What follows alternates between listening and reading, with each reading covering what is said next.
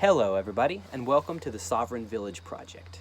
This project and this channel are dedicated to taking the idea of independent, liberty-minded communities from theory into reality.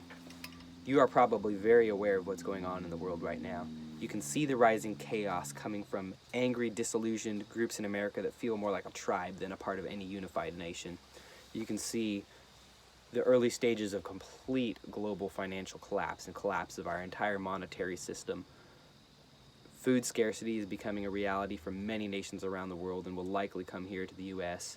We're having crazy weather that only looks like it will continue, and all that is layered on top of complete degradation and overuse of our natural resources, which are running out, while the population continues to expand, which is not a sustainable situation at all. At the same time, you see this descending totalitarian global system of top-down control that will micromanage every aspect of your life via force, coercion, and violence. And you probably want no part of either one of those things. Many people see this coming and are leaving. They are leaving the cities, they are leaving large parts of society behind. They're going out to the country, they're finding homesteads and property, and that's all well and good. That's what I have done here.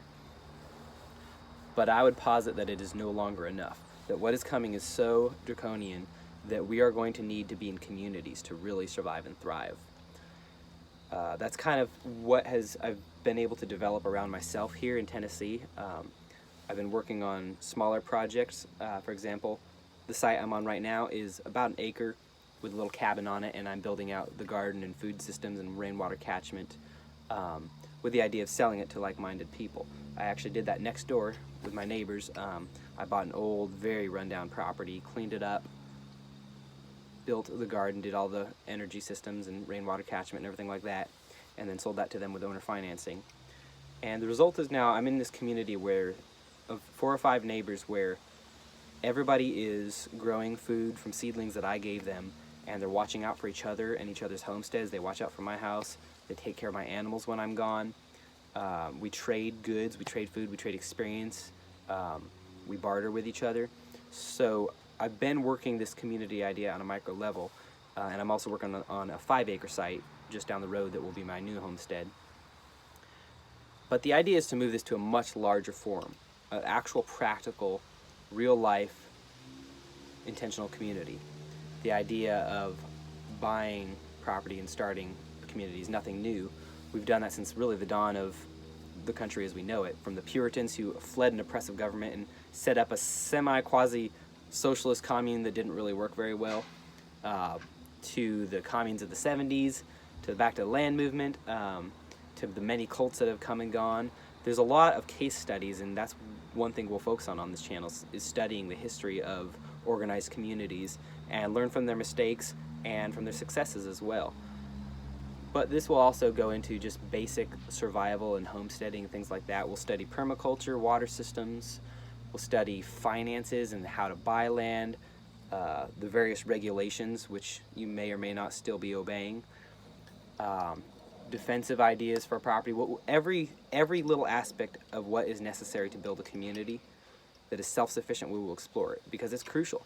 A community must be self-sufficient. You probably saw what has occurred during this illness that we are in right now, where their symbol of compliance, you had no choice to wear it because your job depended on it, your ability to get on public transportation depended on it, your ability to go to the store and buy food. For many people, they had no choice but to wear it. And it wasn't at the point of a government gun, although that occurred too. It was because they weren't self-sufficient. They had to obey if they wanted to eat or work or educate their children. And so that was a sample, a test for them in compliance, but it should be a test for us too, and an example of what is to come. It's only going to get worse. There will be more forcing things onto and into your bodies and telling you how you can educate your children, or where you can gather, who you can talk with, or what you can say. That's what happens in tyrannical takeovers.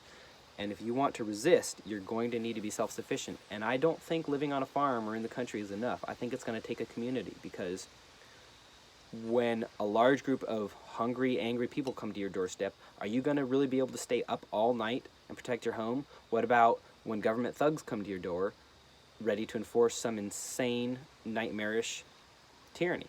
Are you going to be ready to resist? Probably not.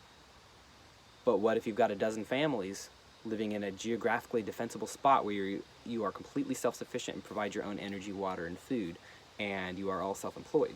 That's the kind of community we need to build. It's not utopia we're trying to build. It's survival, and it's a place to thrive and be healthy. I think forming communities is no longer a grandiose vision, it's a necessity. So this channel will follow our journey in doing so, but hopefully also set an example for other people to follow so we can all do the same thing around the United States and maybe beyond. So please follow along with this, do all the normal YouTube things like subscribing and everything. But also please offer up your ideas, because this is an experiment. This is a journey, and we are all, like it or not, we're all on this ride together. So thanks for listening. I hope you continue to do so. Be well, and let's build some really great things together.